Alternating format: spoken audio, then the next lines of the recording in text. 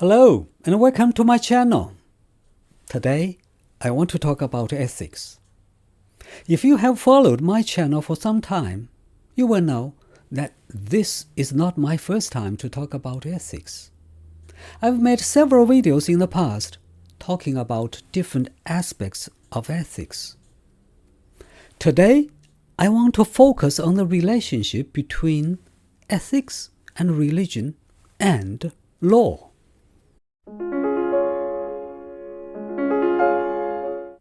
Let me first briefly explain the term ethics, just in case some of you may not be so clear about it.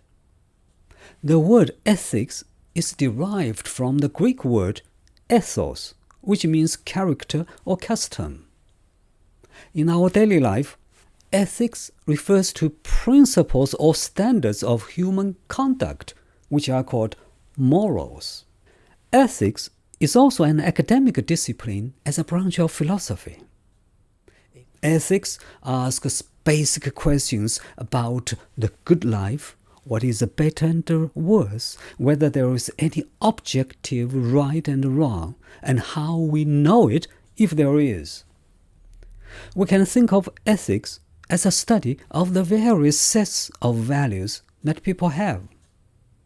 This could be done historically and comparatively.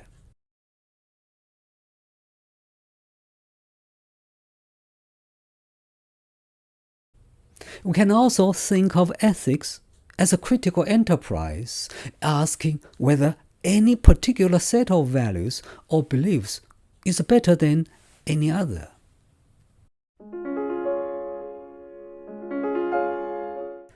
If ethics is a branch of philosophy, what is then philosophy? To put it simply, philosophy is an endeavor or enterprise which begins with wonder at the marvels and mysteries of the world. We do philosophy because we want to pursue a rational investigation of those marvels and mysteries and obtain wisdom and truth about life and society. As a result of doing philosophy, we will also live a life with passion, clear purpose, and with moral and intellectual integrity. The main characteristic of philosophy is rational argument. Philosophers clarify concepts and analyze and test propositions and beliefs, but their major task is to construct and analyze arguments. Their method of doing so is reasoning, which is similar to scientific reasoning. Both philosophers and scientists build hypotheses and look for evidence to test those hypotheses. However, scientific experiments take place in laboratories and have testing procedures to record objective results. The laboratory of the philosopher, on the other hand, is the domain of ideas. Philosophical reasoning takes place in the mind. It takes place in the study room, where ideas are written down and examined. In fact, philosophical reasoning takes place wherever there are conversations or debates about human beings and society.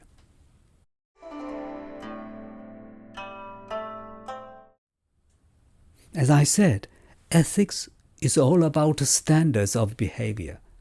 But more importantly, ethics involves not what is, but what ought to be.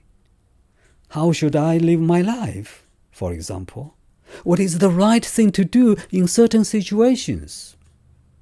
Another example, is premarital sex morally permissible? In this sense, ethics has a distinct action guiding or normative aspect. For this reason, it is similar to some other practices such as religion, law, and etiquette.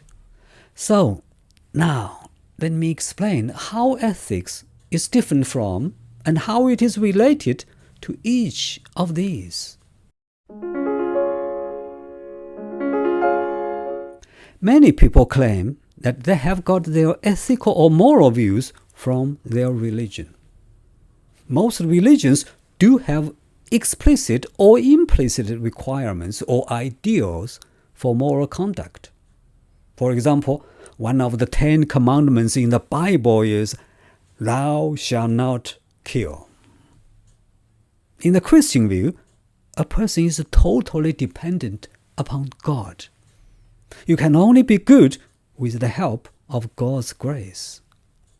The primary Christian ethical belief is stated in the Golden Rule this way: "So, whatever you wish that men would do to you, do so to them."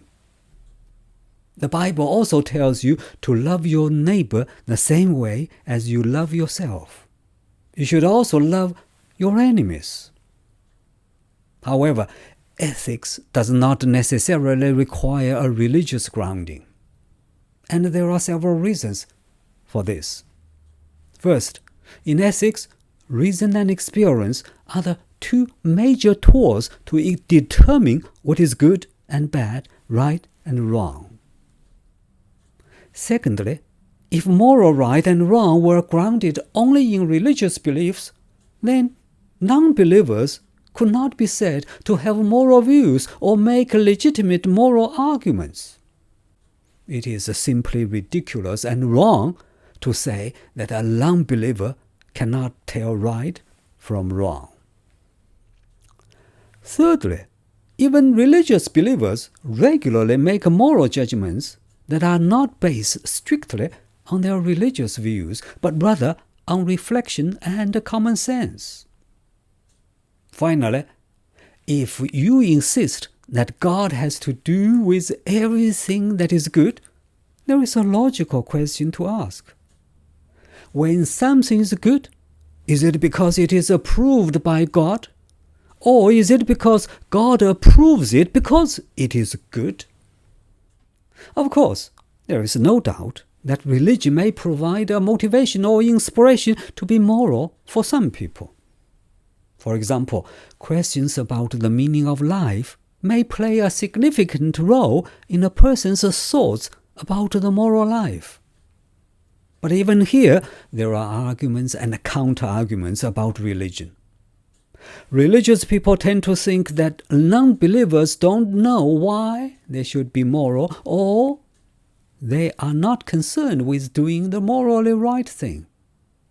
But non-believers may counter-argue that a religious person may not do so well in this life because he or she thinks of this life as less important than the next life.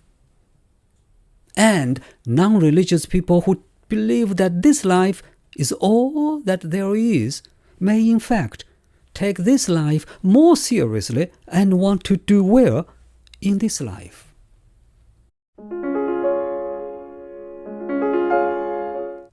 Now, let's take a look at the close relationship between morality and law. Many laws are instituted in order to promote well-being, resolve conflicts of interest, and promote social harmony, just as morality does. However, ethics may judge some laws as immoral without denying that they have legal authority. For example, laws may permit racial discrimination or sexual discrimination, but these are immoral practices. In a PBS television series, which was entitled Ethics in America, a trial lawyer was asked what he would do if he discovered that his client had committed a murder some years earlier for which another man had been wrongly convicted and would soon be executed. The lawyer said that he had a legal obligation to keep this information confidential and that if he divulged it, he would be disbarred. Furthermore, some aspects of morality are not covered by law. For example, although it is generally agreed that lying is usually immoral, there is no general law against lying. There is another major difference between law and morality. Let's suppose I have bought a gun with the intention of killing Uncle Tom in order to inherit his wealth. But the reality is that I have never got a chance to fire the gun because, for example, suppose Uncle Tom has moved overseas. Although legally I have not committed a crime and therefore I will not be put into prison, I have committed a moral wrong. There is no doubt that both religion and the law are important institutions. However, each of them has limitations. A limitation of religion is that it is founded not on reason but on revelation, and you cannot use reason to convince someone from another religion that your view is the right one. A limitation of law is that you cannot have a law against every social problem, nor can you enforce every desirable rule.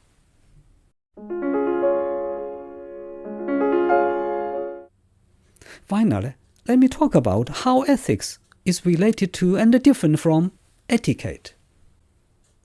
Etiquette refers to the social norms and expectations about how to behave politely in various social situations. In this sense, etiquette is similar to ethics. However, etiquette concerns form and style rather than the essence of social existence. It determines what is a polite behavior rather than what is right behavior in a deeper sense. It represents society's decision as to how we are to dress, greet one another, eat, celebrate festivals, dispose of the dead, express gratitude and appreciation, and in general, carry out social transactions. Whether people greet each other with a handshake, a bow, a hug, or a kiss on the cheek depends on their social system. For example, Russians wear their wedding rings on the third finger of their right hands, whereas Americans wear them on their left hands. The English hold their forks in their left hands, whereas people in other countries are more likely to hold them in their right hands. People in India typically eat without a fork at all, using the fingers of their right hands to deliver food from their plate to their mouth. In and of themselves, none of these rituals has any moral superiority. Polite behavior helps social transactions to flow smoothly, but are not the substance of those transactions. However, it can be immoral to disregard or defy etiquette. Whether to shake hands when greeting a person for the first time or put one's hands together in front as one bows is a matter of cultural decisions.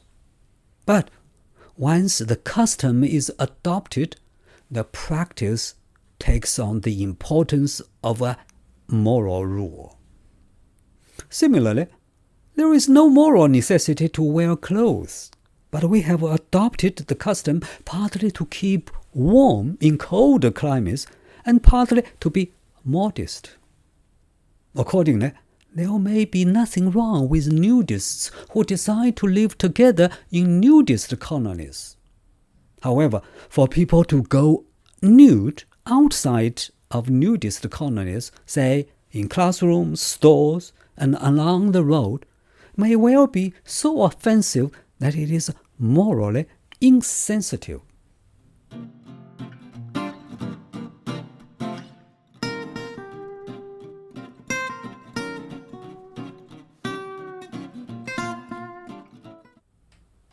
Well, that is all that I wanted to talk about today.